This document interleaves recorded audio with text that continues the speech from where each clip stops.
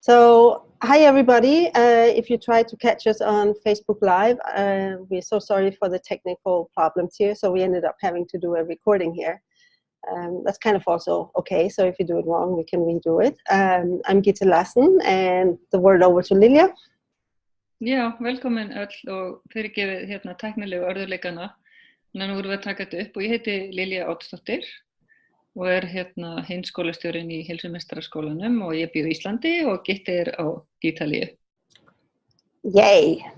And it is a perfectly wonderful country to live in. And the best thing is that you can kind of come down here and fulfill your dream of going on a retreat in Italy. So what I wanted to talk about today is taking care of yourself. One thing I've been thinking about lately is that I so often hear either from our students in the school in Helsemesterskolen or my clients, and I'm sure Lilja also hear it a lot, is like either I need to take better care of myself, or I have to take better care of myself, or I want to take better care of you. I want to take better care of myself. So don't you hear that quite often, Lilja? You? Yeah. And it's like kind of been sitting in the back of my mind recently. I'm thinking, and I'm just suddenly I got to wonder, like, why do people actually say that? I mean, what is it about taking better care of yourself that people feel they need or have to do or want to do? It's like, why is it so important to take better care of yourself? And the answer I came up with is that taking great care of yourself makes life worth living. Because it really fills you up with energy of the, sort of like bubbly life energy where you are happy and excited and enthusiastic and ready to do things. So I don't know if you have any other insights into why people, have this expression, I need to or have to or want to take better care of myself. It's like, what is it that makes people say that? Og så må svara á íslensku. Já, eftir að spyrja mig að því Gitte, já, ég held bara að lífið sé svona bara aðeins too busy oftast nær. Það sé nú bara raunveruleikinn og við höfum ekki tíma til að hugsa okkur sjálf og lifum svolítið hratt út í dags, þannig að svona stundum verðum við kannski svolítið út undan. Yes, which brings us over to the question, what happens when people don't take time to take care of themselves? Like, when I was thinking of this, preparing a little bit for our talk here, it's like, I actually wonder if this is one of the great sources of depression. So if taking great care of yourself makes life worth living, not taking great care of yourself, it's kind of logical to say that goes the other way into life being not worth living, which is, I guess, is another word for depression. But there's, I find in times when I have been too busy to really take good care of myself, it's like kind of I wake up in the morning and feel blah, about my day, instead of like my normal thing is, jump out of bed all excited about what I'm going to do that day. But if I'm exhausted and have been working too much, eating too much junk food, or not been out moving my body, but sitting in front of the computer all the time, it's like, it kind of gets to be like this blah feeling. Do you want to add something, Lilja?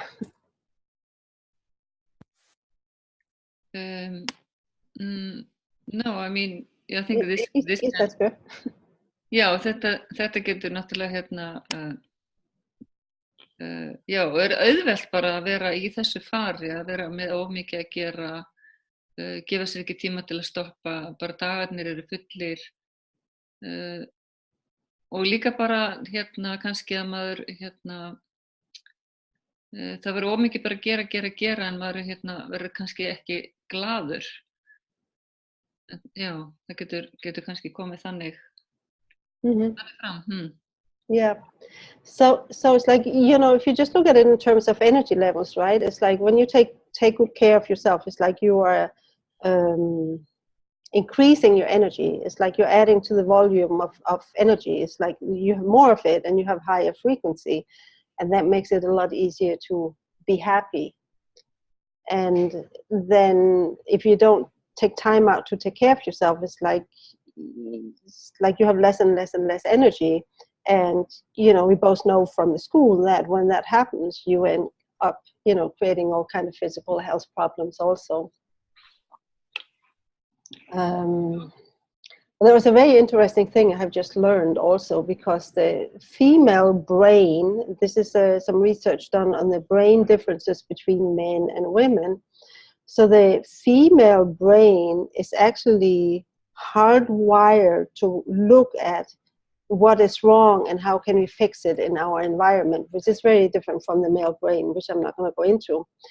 So we are hardwired to take care of things in the environment, whether it's our children, our friends, our husbands, or if you're a man looking at your wife or whatever, your parents, your colleagues, things at work. It's like as women, we are hardwired in our brain to go and look for things that we can fix in the environment before taking care of ourselves. And to me, that means that we need to be conscious about scheduling time to take care of ourselves if you don't want to pay the consequences, if you don't want to pay the price that comes from not taking care of yourself. And, I mentioned depression being one. It's like a phrase I often like to use is like, all the colors go out of your life.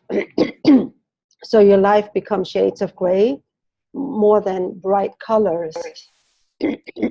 Excuse me. Yeah, I can add to that. Yeah. Náttúrulega það líka bara mjög algengt að fólk missir heilsuna sína, bara missir heilsuna og það náttúrulega það sem að verður einmitt eins og segir maður kannski þá ef maður mikið að gera og of mikið að gera hjá manni þá maður ekki heldur tíma til að hugsa vel sig og borða góðan mat og að næra sig vel eða hreyfa sig og þá bara líkaminn segir bara hingað ekki lengra og stoppa mann af eins og bara maður sér náttúrulega fjölmörg dæmi og fólk hefur ekki orku bókstaflega. Yeah, exactly. And I also think that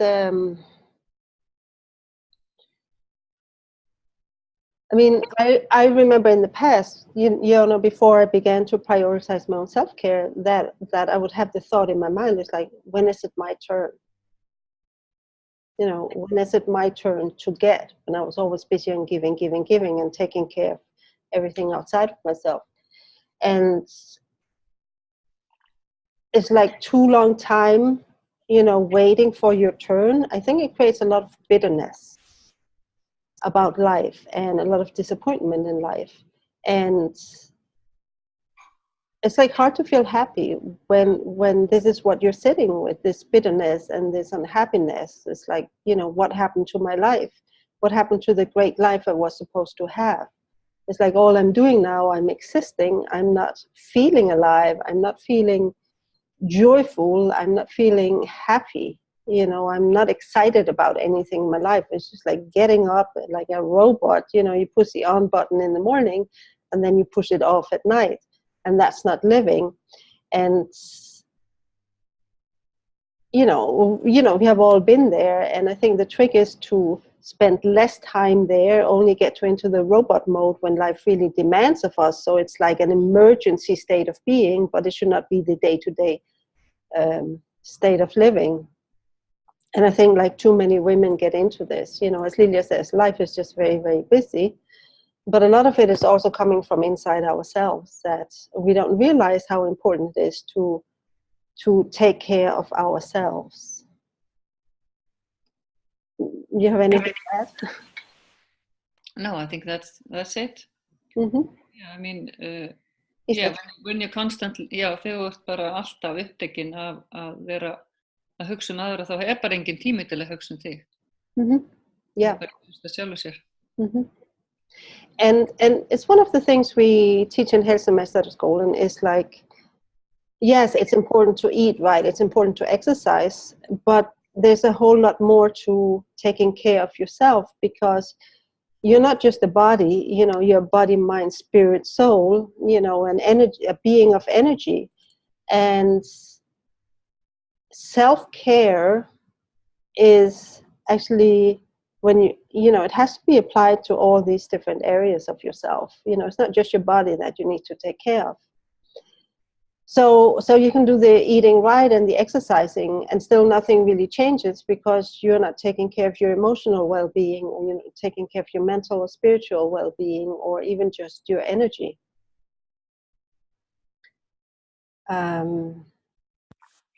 Já, algjörlega. And being and doing things, já, og að vera að gera það sem maður hefur gaman af og gleðst yfir.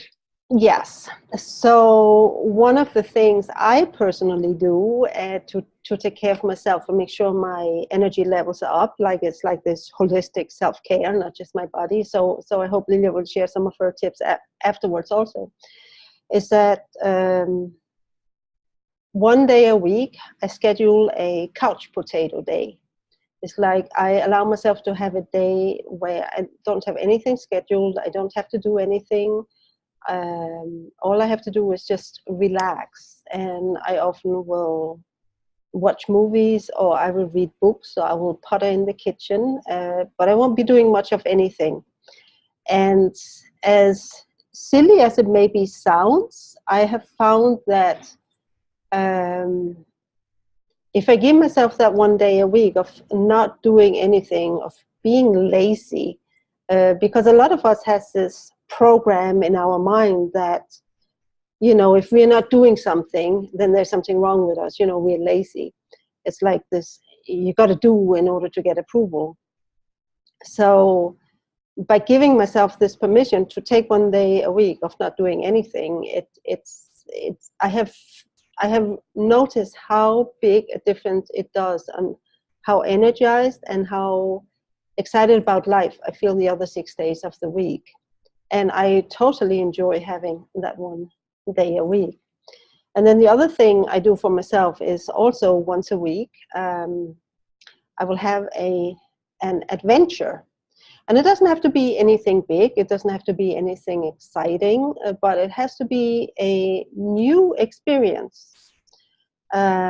So because I live in Italy, you know, I have a lot of new experiences here, and I live in Florence in Italy, Firenze, and there is a ton of gorgeous museums and all kind of Renaissance art and great nature landscapes around here, living in Tuscany. So there's no end to new adventures I can have. So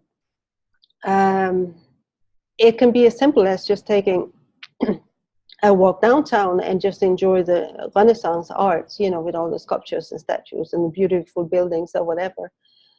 Or it can be going to a new coffee place, or it's like, just as long as it is new, because there's something about doing something new that makes you feel so alive, which I think is the reason why so many people, you know, want to buy new things. They go shopping because they get a new thing, they get a new, you know, skirt or new shoes or whatever, and it gives them this boost of life energy because it's a new thing. But I don't necessarily know if that's the best use of your money. It's just going out and buying more stuff to get this boost of aliveness that comes from a new experience. So yeah, you want to add to something, Lilja, before I go on? Já, ég meni, veit ekki hvort ég vil að ég fari eitthvað inn í að tala mig, eða? Yeah, Já. example. Já, hérna, ég hef ekki, hérna, sem betur fyrir ég bara svo lánsöm að vinna mín mjög mikið ferðalag, og ég fæ að ferðast Ísland og njóta þess, keyra Ísland og njóta náttúrunnar. En það sem ég geri til að svona endurhlaða mig og að fara í sund og vera úti og vera í heitu og köldu vatninu, og ég hérna mikill talsmaður vatnsins, og hérna náttúrulega vera úti og að vera í vatninu, þetta er bara hleðsla. Ef ég kemst ekki í sund einu sinni tvisvar í viku helst, þá er vika mín ekki alveg eins og hún á að vera. Yeah. So self-care is definitely an individual choice. Going to the swimming pool has never been something that really nurtured me.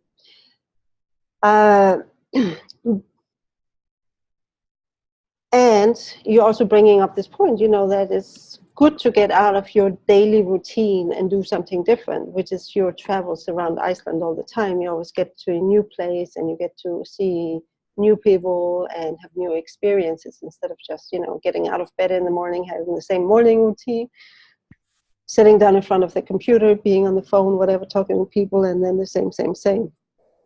And I don't think that human beings are made for like life being the same all the time. It's like this invigorating feeling you get, this invigoration you get from having new experiences I think it's something that most people overlook the importance of.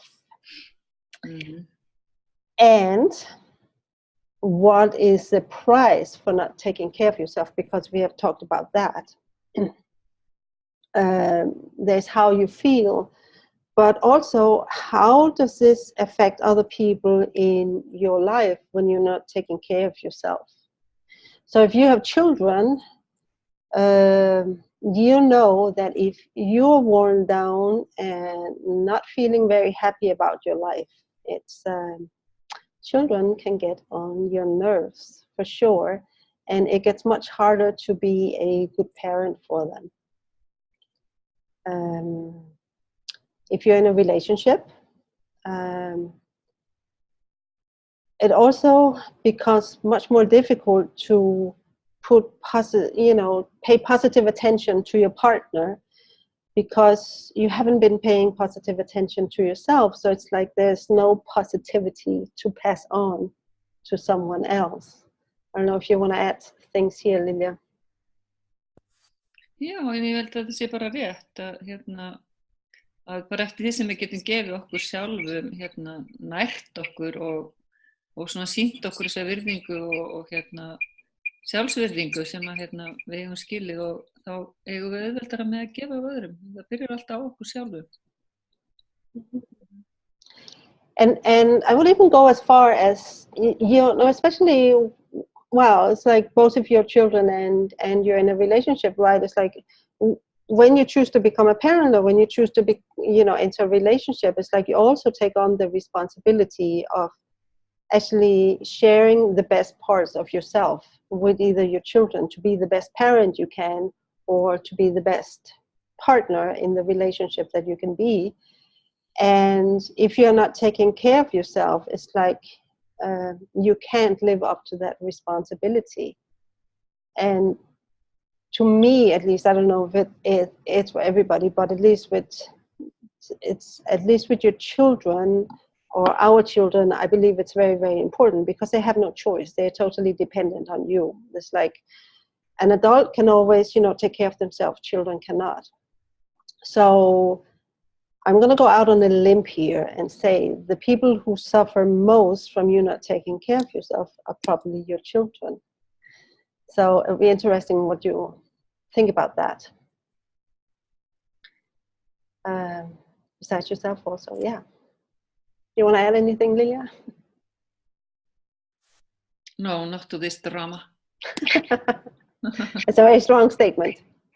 So anyway, this brings us around to the retreat in Italy, because this is something Lilja and I, it's like we have been talking about it for several years, that it would be nice to actually do a retreat that's available for everybody. As the last class in Helsemesterskolen is a retreat for our students at the end of the third year. It's a graduation retreat. So we have been doing that several times with all the classes we've had, and it's always been a heavenly experience, hasn't it, Lilja? Absolutely. It's just the best to go away for a week and just totally take care of yourself and totally nurture yourself. Já, það himnest. Mm-hmm. And last year was the first time we took a group to Italy. And I know you have something to say about that á íslensku. Já, einmitt. Já, að því að við vorum nú báðar, við vorum sikkur í landinu við Gitte ákváðum við að, og það var ekki svo mikið dýrara í raun og veru að leigja húsnæði og fljúga til Ítalíu. Heldur en að leigja húsnæði hérna á Íslandi, þannig að við vorum í retreat á Ítalíu og Gitte var búin að finna þennan ótrúlega fallega bara bóndabæ, algjörlega út í miðri sveit. Sem gisti heimili hótel eða hvað sem maður kallar þetta, sveitahótel. Og já, við vorum þarna bara í heila viku og þetta var náttúrulega bara, já, himnest af því að náttúran var dásamleg, veðrið var allt í lagi, það mátti vera betra með það var september, það var oft hlýrra í Ítalíu en það var hlýtt og gott og sólin skein og já, maturinn, bara all umgjörðin á staðnum var til fyrirmyndar. You want me to go into some special things? Or, no? Yeah, it's the place we're going at is Terra Selvatica, which means the wild earth. So it's a wild earth retreat center. And it's an organic farm. So they grow all their own vegetables as much as they couldn't quite do this last year because there was a drought in Italy. But they totally make their own olive oils, they make their own wine, they have chickens to lay their own eggs, they have a swimming pool. So it's, and the place it's located, right, it's like it's up in the mountains. In central Italy, and it's out on this like kind of I don't know what you call this, a promontory is the English words. Þetta nú ekki mountain, þetta bara svona einhverja hæð eða svona hæðir. Já, hæðir og þetta svona þetta mjög svona mikil dalir og hæðir. Og við erum bara þarna, já á einu svona einu svona litlum skaga, já, sem kemur þarna. Já, og þetta er bara skógur allt í kring og villt dýr og skógur. Það er engin byggð í raun og veru í nánasta umhverfinu, langt í næsta bæ og já, við erum bara svona svolítið einangruð út af fyrir okkur og kýrnar bara úti og rosalega mikið af fallegum ólífutrjám, alls konar tré, möndlutré, fíkjutré, og margt fleira ábyggilega sem ég man ekki, plómur og grænmetisgarðurinn, já, og sundlaugin. Swimming pool. Yes, and you know, I'm also, every time I think of Terra Selvatica, you know, I always think of the views.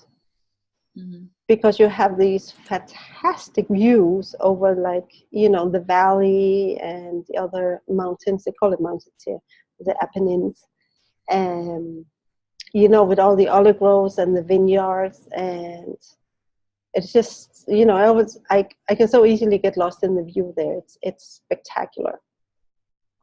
So the place, as Lilja said, is like a very old farmhouse, like made of these like typical Italian yellow-brown stones. It's like a huge farmhouse, and part of that is converted into a guest house. It's renovated, so it's really, really nice inside, I think. And then we have a teaching room where we start the morning with meditation and yoga, and then have breakfast.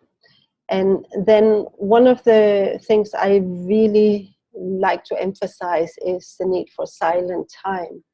So I can't remember if we did that at the retreat in September, but I know we had 2 days of silent time. Like I had another retreat myself just before, where I actually had silence, you know, like in 3 periods of silence throughout the days rather than having 2 days of it. So, you know, this is a different ways we can doing it. But Patricia, she makes the food for us, and she puts so much love and soul energy into the food. So it's like, it not only tastes good, it feels really, really good to eat it. And so while we're going to have healthy food there, it's definitely going to be tasty food. Já, mjög flottur matur og góður. So what we have on the agenda of other things is also a trip to Assisi, and I know Lilja want to share about that. Já, hlutaferðin að fara til Assisi og það bara kannski gaman að segja frá því að þetta var svona fyrir mig gamall draumur að koma til Assisi, svo þetta var svona mjög mikil upplifun fyrir mig að fara og sjá kirkjuna og já, það sem að heilagur Francis frá Assisi var grafinn, hann var svona verndari fátækra og já, var bara merkilegur saint, hvað heitir þetta nú? Já, svona ég get ekki munað þetta orðið, já. Og það var bara svona bara mjög mikil upplifun að fara til Assisi og sitja í kirkjunni hans í þögn og bara hlusta á almættið, ef svo má segja, og tengjast því og skoða þennan litla bæ sem alveg guðdómlega fallegur, pínulítill ítalskur bær, svona ekta ítalskur bær. Og mjög mikið stórum kirkjum, fallegum kirkjum og byggingum sem að bara auðvelt að labba og skoða. And I also think it's interesting that you have these remains from the Roman times, right?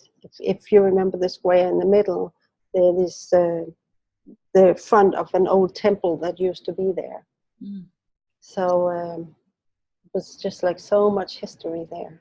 But I absolutely agree. It's like an adorable little Italian town, like you see in postcards. And if you think of Italy, that's a kind. So the plan is at the retreat to actually spend the whole day in Assisi, to go in there in the morning, and we will go to the Basilica, St. Francis Basilica, and where he's buried, where his remains are, and do some meditation there, and then we'll go visit another church or two, and then you'll have the rest of the day free to go and explore and enjoy Assisi, because it's a wonderful place. And since you're there anyway in Italy, that kind of comes with the Italian experience.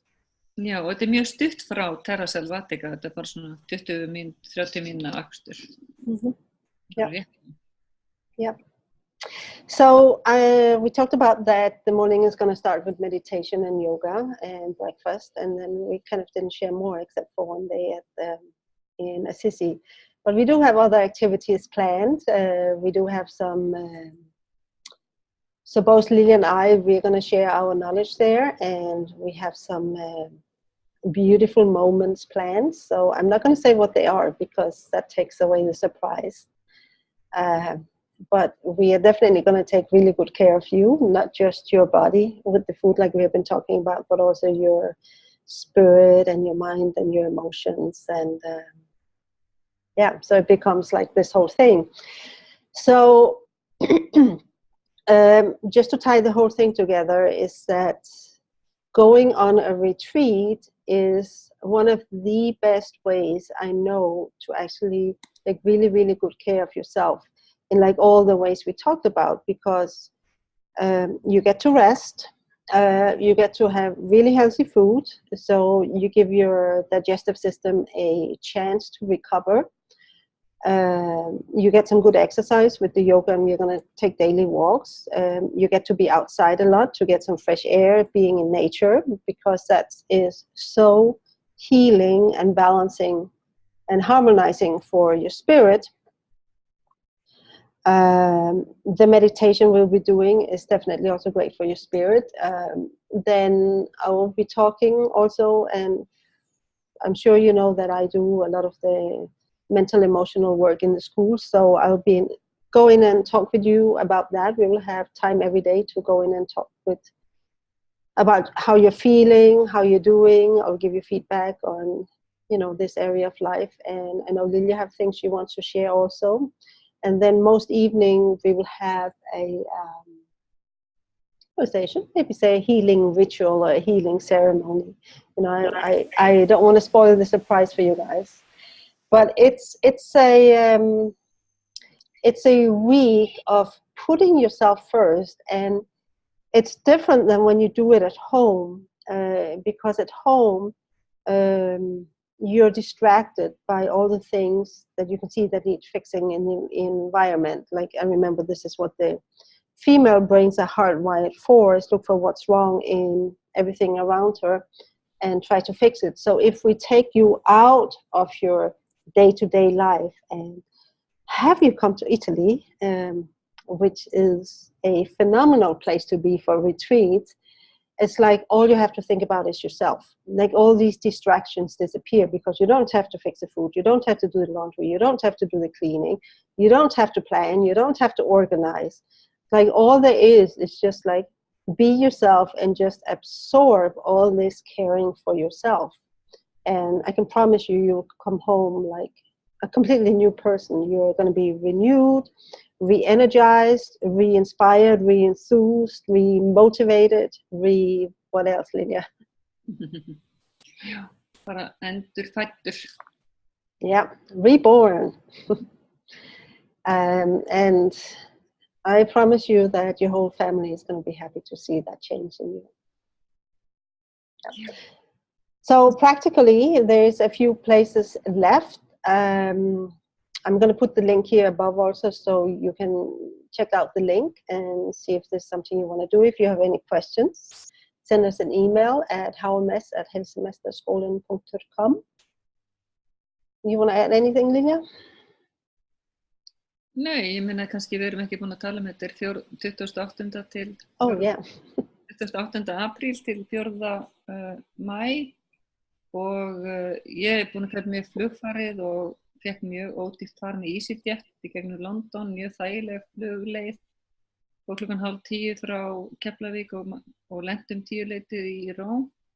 Það kostar reyndar að maður þarf að vera með 2 nætur gistingu í Róm, en ég held að flugfarið hafi verið eitthvað 25.000 EasyJet alla leið til Ítalíu. Svo það var ekki slæma kostur. Já, þannig að það var svona practical. Yeah, maybe also that you take the train then from Rome. Já, og svo förum við með lest til Perugia, þar sem að Terra Selvatica sem reyndar alveg 2-3 tíma lestarferð. Yeah. Lestin er ekki með dýr og that's a mjög ódýr. Já. It's 11 euros, right? It's very cheap. Já, en já. Hvað sem ég ætla að segja sem ég búin að gleyma. Maybe I should say that it's possible to also actually fly all the way to Perugia, so you don't have to stay overnight in Rome. No, there was no option really. From Iceland. No, I mean not direct. I mean you would have to stay, have a change or maybe an overnight somewhere else. But if you don't want to do the train ride, then you have the option of flying directly to Perugia. I think Ryanair flies in there. Já, en það var allavega complicated, en allavega skráningafresturinn rennur út hvenær? I don't even think we have one. We just had a deadline for the early bird special, which is gone. But we still have more spots, more places left, a few more. Yeah. Okay. Yeah. Yeah. So is there anything else you can think of? No. Okay. Then we will finish this recording. And again, if you have any questions, just send them to us on Facebook or send them to us as an email. Email is usually best at hms@helsemesterskolen.com. And I'll post the link for the retreat. And yeah. We'll see when we do another joint Facebook Live. But anyway, this is it for today. Bye-bye. Njótið dagsins.